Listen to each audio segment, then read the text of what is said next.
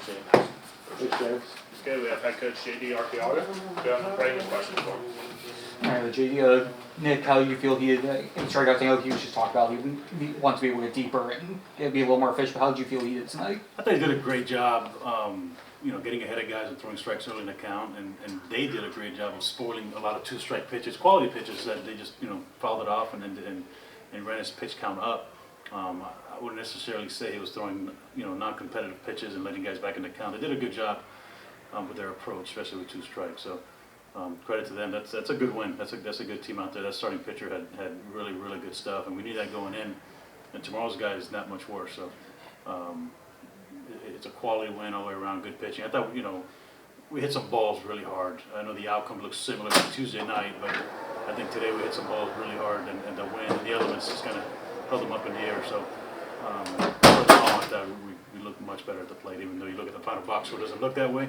I'm happy with the progress that we're doing there. With Tanner, big swing, get the 2-run homer, and also just what he's been doing behind the plate so far. Just your thoughts on how he's done through the early going. I think more than anything, it's the part of the game that nobody else sees is how he handles the pitching staff and all the guys. We have a lot of guys. It might be a veteran staff in age and experience, but it's still the first time out here, as it is for Tanner. But from day one, he's shown some great leadership qualities and done a great job managing those guys. So.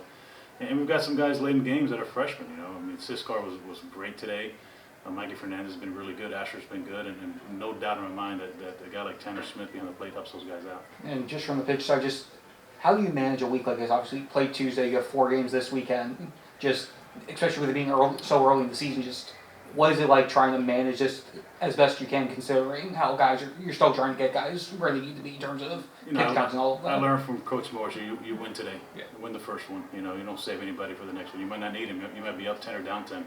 So as far as whatever you need to win that game, regarding the bullpen anyway, you use it. You don't. We're not going to stretch guys out just because you got a doubleheader. Everyone's trying to save the bullpen. We're not going to do that.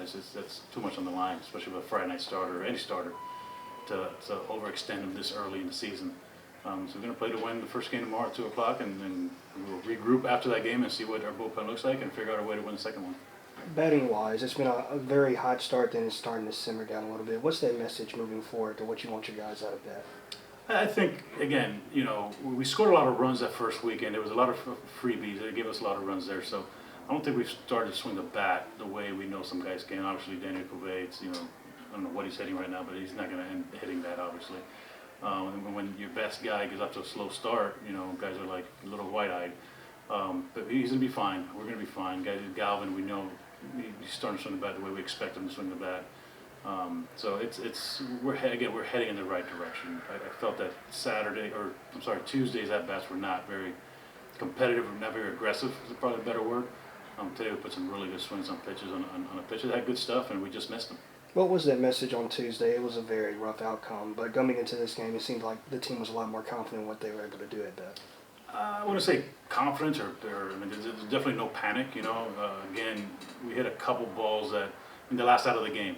It's a 1-run game with a man on first and 2 outs, and the third baseman makes a really good play that ball hits off his glove or gets by. We probably tie the game there. So, and again, FAU's got a very the strength of their team is their bullpen, and we saw their best there.